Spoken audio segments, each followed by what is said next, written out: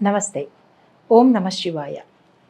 ఈ కార్తీక మాసంలో కార్తీక పురాణంలోని 6వ అధ్యాయం మనం ఇప్పుడు చెప్పుకోబోతున్నాం.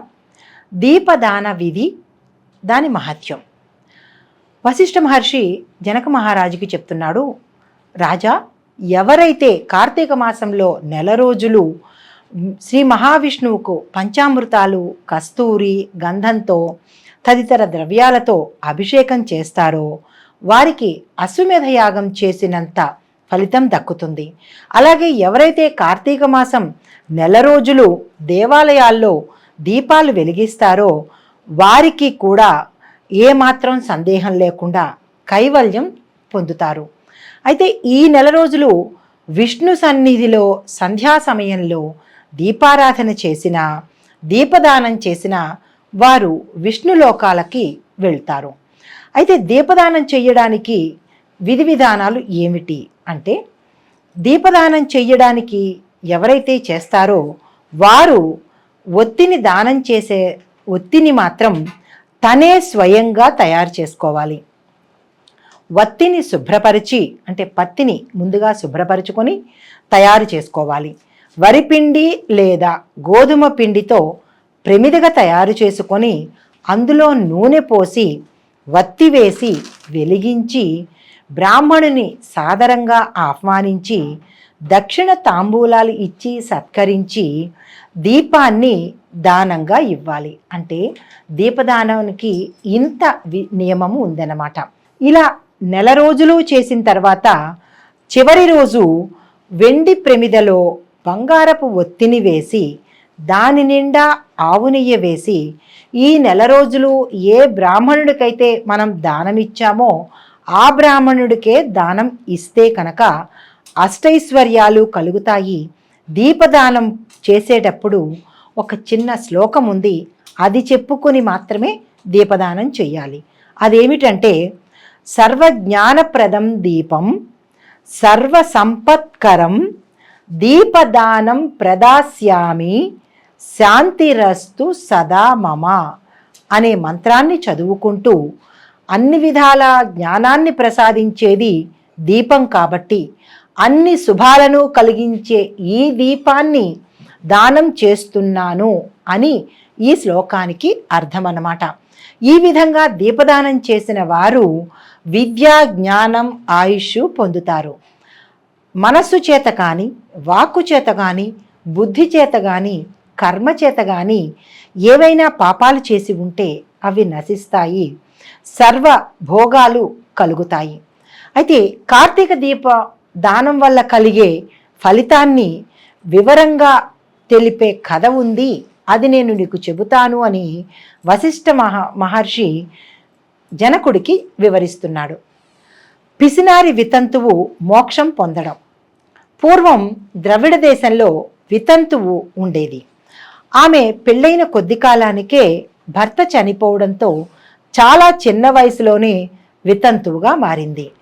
అయితే బంధువులు ఎవరూ లేకపోవడంతో ఆమె 4 ఇళ్లల్లో పాచి పని చేసుకుంటూ నలుగురు ఇచ్చిన సొమ్ముని వడ్డీలకు తిప్పుకుంటూ వారు వీరు ఇచ్చిన తిండి పదార్థాలను మారుకి అమ్ముకుంటూ ఇలా జీవనాన్ని గడుపుతూ ఉండేది. అయితే తాను పనిచేస్తున్న ఇళ్లల్లోనే పని చేసుకుంటూ ధనాన్ని కూడా పోగు చేసేది. ఇలా కూడబెట్టిన ధనాన్ని వడ్డీలకు తిప్పేది. అయితే దొంగల దగ్గర సగం రేటుకు కొనుక్కున్న వస్తువులను వేరే వారికి ఎక్కువ ధనానికి విక్రయించేది. ఇలా ఆ పని ఈ పని చెడు పనులన్నీ చేసుకుంటూ పిసినారితనంతో ధనాన్ని సంపాదిస్తూ ఉండేది. ఎన్ని పనులు చేసైనా, ఏవి చేసైనా సరే ధనాన్ని సంపాదించడమే ఆమె లక్ష్యంగా పెట్టుకొని జీవిస్తూ ఉండేది. ఏ ఒక్కరోజు ఉపవాసం ఉండడం కానీ, దైవధ్యానం చేయడం కానీ, ఒక బ్రాహ్మణుడికి భోజనం పెట్టడం కానీ, లేదా దేవాలయ దర్శనం చేయడం కానీ లాంటి మంచి పనులు ఏవి ఏనాడు చెయ్యలేదు. అయితే చెయ్యకపోగా ఇలా వ్రతాలు చేసుకునే వాళ్ళని, దైవధ్యానం చేసుకునే వాళ్ళని, సదాచార సంపన్నులను వెక్కిరిస్తూ ఈసడింపు మాటలతో వారి మనసును కించపరిచేది. అయితే బిచ్చగాళ్ళకి కూడా ఏనాడు పెట్టక వారి వద్ద ఉన్న బిచ్చాన్ని కూడా తనే తీసుకుని మారుబేరానికి అమ్ముకునేది. ఇలాంటి నీచమైన పనులన్నీ చేసుకుంటూ ఆమె చాలా ధనాన్ని కూడబెట్టుకుంది.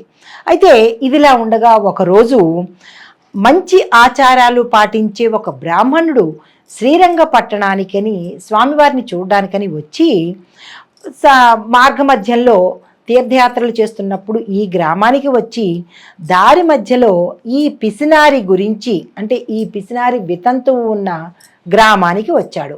ఈమె గురించి కూడా విన్నాడు.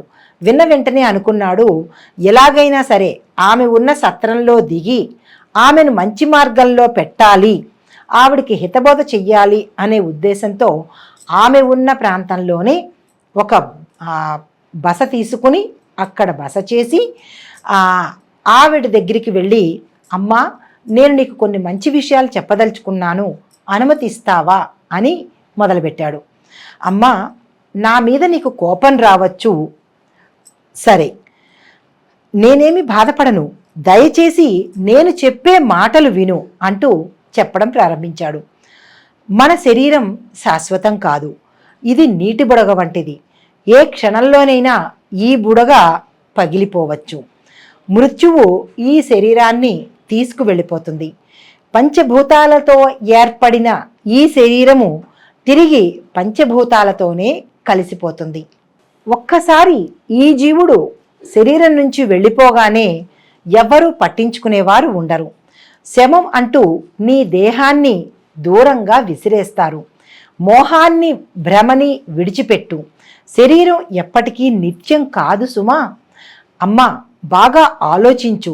నీ అగ్నిని మింగుదామనుకున్న మిణుగురు పురుగు ఎలా దానిలోనే పడి కాలిపోతుందో మానవుడు కూడా అలాంటి భ్రమలోనే ఉంటున్నాడు. తన జీవితాన్ని తానే స్వయంగా నాశనం చేసుకుంటున్నాడు. దైవం ఒక్కడే శాశ్వతము. నీవు తినకుండా ఇతరులకు పెట్టకుండా దాచిపెట్టిన ధనం శాశ్వతం కాదు. నువ్వు సంపాదించిన ధనాన్ని దానం చేసుకో. అప్పుడు మాత్రమే ఆ ధనానికి ఒక సార్థకత ఏర్పడుతుంది తల్లి. నువ్వు చేసిన పాపాలు కూడా నాశనమైపోతాయి.